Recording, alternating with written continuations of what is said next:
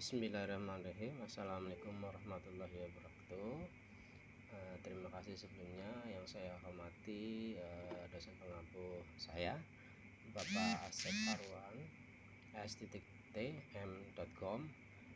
Pada kali ini saya akan menjelaskan terkait pertemuan keempat pada pengolahan data IoT, di mana di sini akan menjelaskan beberapa terkait masalah pengolahan data pada pertemuan 4 kali ini. Kebetulan Bapak Asep telah memberikan materi di mana terkait peran IoT dalam pengolahan data itu sangat penting, yaitu pertama, IoT memberikan kontribusi sangat besar dalam pengumpulan data seperti pemrosesan dan analisis data secara cepat dan akurat yang memungkinkan pengambilan keputusan yang terbaik.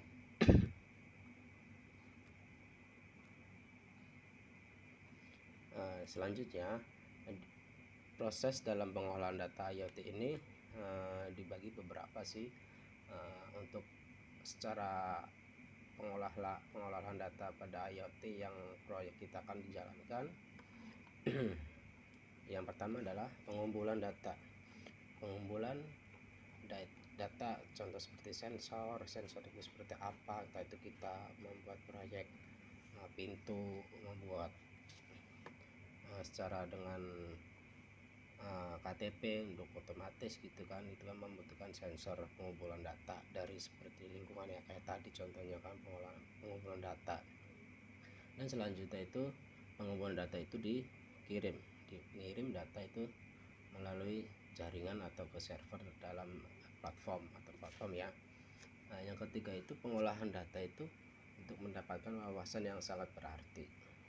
Terus selanjutnya akan menganalisis data. Analisis data ini lebih lanjut untuk mengidentifikasi dan pada pola yang akan dijalankan. Terus langkah selanjutnya adalah tindakan dari keputusan yang diambil berdasarkan yang sebelumnya seperti analisis data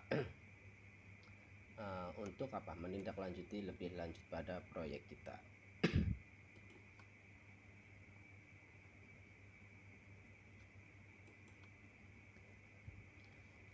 Dimana dari proses pengumpulan data ini, yang pertama itu pendeteksian yang fenomena seperti sensor mendeteksi seperti perubahan dari seperti lingkungan, seperti tingkatan suhu ataupun gerakan. Makanya kan yang tadi sensor apa sih yang kita butuhkan ketika kita membuat proyek, contoh kayak tadi untuk membuat proyek dengan pintu untuk membuka secara sensor dengan pakai KTP rumah gitu kan, untuk pemilik rumah itu sendiri gitu kan. Jadi selain pemilik rumah itu nggak bakal bisa dibuka, itu juga mengantisipasi untuk kemalingan ataupun kebobolan seperti yang lainnya.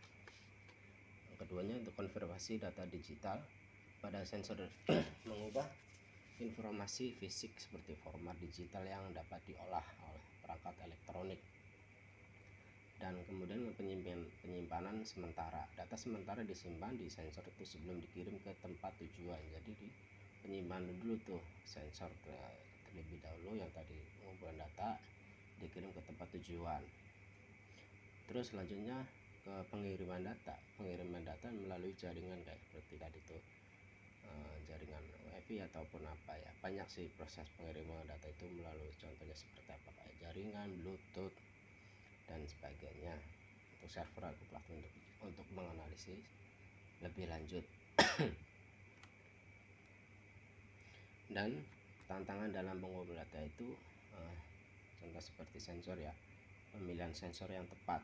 Contohnya kayak tadi kita untuk mengakses sensor itu menggunakan KTP ataupun itu harus tepat untuk mengukur fenomena yang kita inginkan seperti. Dan selanjutnya akurasi data, memastikan data yang dikumpulkan akurat, jangan tidak akurat nih, kalau kita harus pakai gitu ya harus sesuai, jangan ngasal gitu kan, sesuai kebutuhan lah.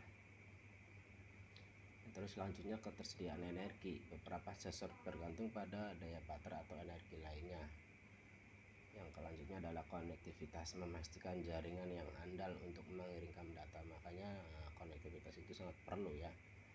Kalau sekarang kan kayak wifi, jaringan itu lebih cepat lah ketimbang dari bluetooth ataupun yang apa kan, harus inilah standar data itu cepat, kilat ya. Mungkin itu aja sih terkait masalah dari pertemuan 4 yang disampaikan oleh Bapak Asep terkait masalah pengolahan data IoT. Terima kasih sebelumnya.